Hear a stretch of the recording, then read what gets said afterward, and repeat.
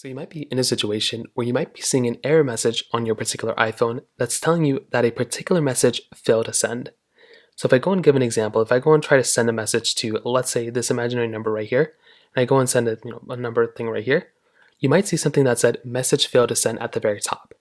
The very first thing to keep in mind is that if you're getting that pop-up, you may just want to double check that that phone number that you're sending that particular message to is actually an actual phone number.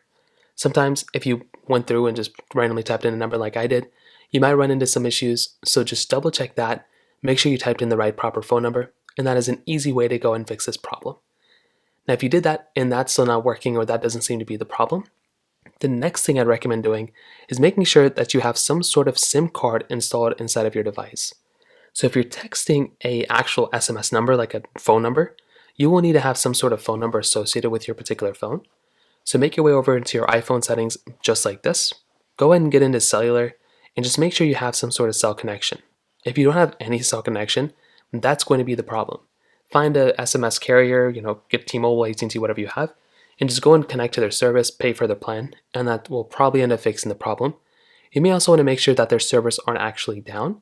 So what you can do here is you can make your way over to a website like downdetector.com or isitdownrightnow.com, or go on Twitter and see if people are complaining about it, or X, and see if a lot of people are complaining about the server being down.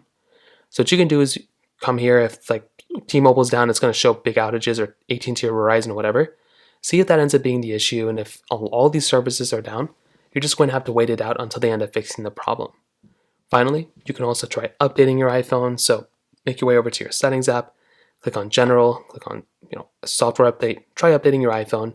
You can restart your iPhone too. But those are basically the main ways to go and fix the problem. If you have any other thoughts or questions, please let me know in the comment section below.